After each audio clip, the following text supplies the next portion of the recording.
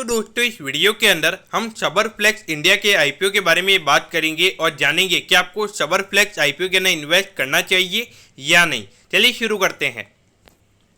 तो देखिए सबसे पहले हम ये जानेंगे कि ये कंपनी क्या काम करती है। तो देखिए ये जो कंपनी है ये फ्लेक्सिबल जो पैकेजिंग मटेरियल्स होते हैं वो ये कंपनी बनाने का काम करती है।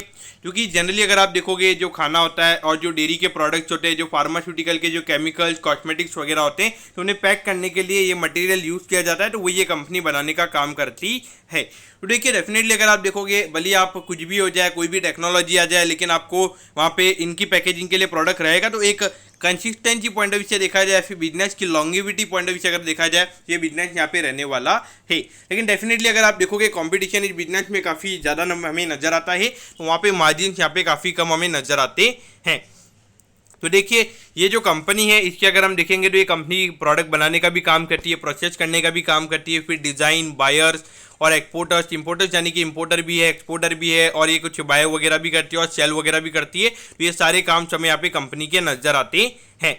और उसके अलावा अगर हम देखेंगे तो कंपनी के यहाँ पे cartoon show, drum show, crate, can, containers, ये सब कंपनी के प्रोडक्ट्स है। उसके अलावा अगर आप देखोगे जो वुडन बॉक्सेस होते हैं, जो प्लास्टिक के कंटेनर्स होते हैं, तो ये सारे प्रोडक्ट्स हमें कंपनी के नज़र आते हैं।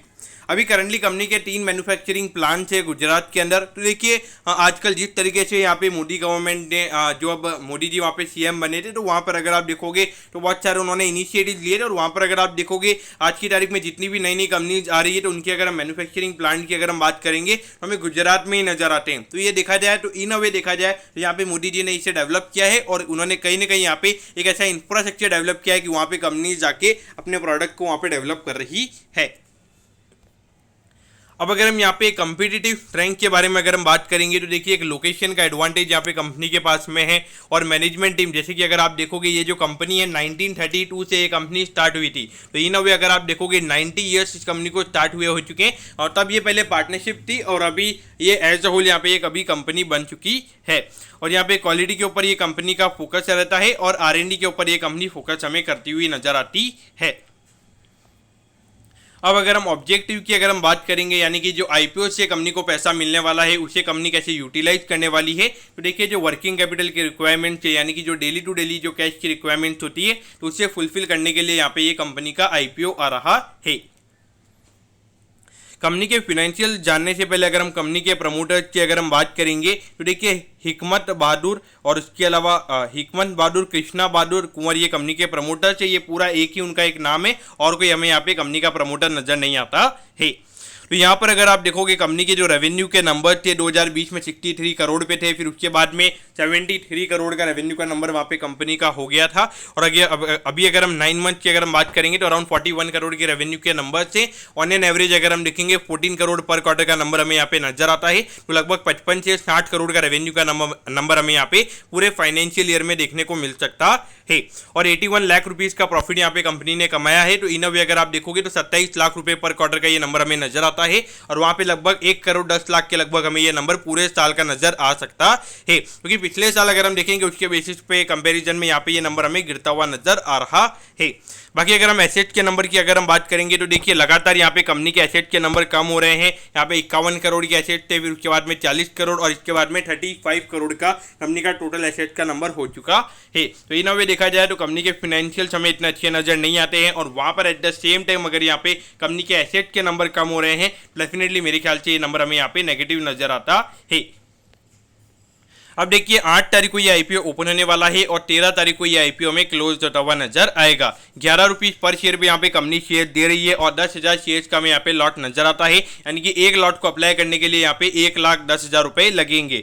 अगर हम इशू साइज की बात करेंगे तो 4 करोड़ 62 लाख रुपीस का हमें यहाँ पे इशू साइज नजर आता है, जिसमें से अगर हम रिटेल कोटा की अगर हम बात करेंगे तो 2 करोड़ 31 लाख रुपीस का हमें यहाँ पे रिटेल कोटा नजर आता है। तो देखा जाए तो आईपीओ तो यहाँ पे ओवरऑल अच्छे से सब्सक्राइब हो जाएगा, लेकिन नंबर्स पॉइंट ऑफ व्यू से अगर हम देखेंगे तो नंबर्स इतने अच्छे हमें यहाँ पे नजर नहीं आते हैं।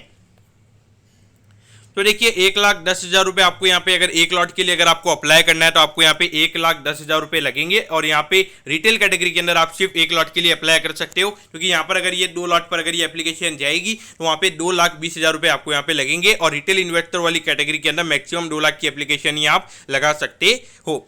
तो देखिए यहाँ पर अगर हम बहुत सारे लोग टाइम टेबल के लिए पूछेंगे तो यहाँ पे 13 सितंबर को ये कंपनी का आईपीओ बंद होने वाला है। तो मोस्टली अगर आप देखोगे तो एक हफ्ते बाद कंपनी का आईपीओ का लिस्टिंग हो जाता है। तो लगभग 20 सितंबर के लगभग हमें यहाँ पे ये कंपनी लिस्ट होती हुई नजर आएगी।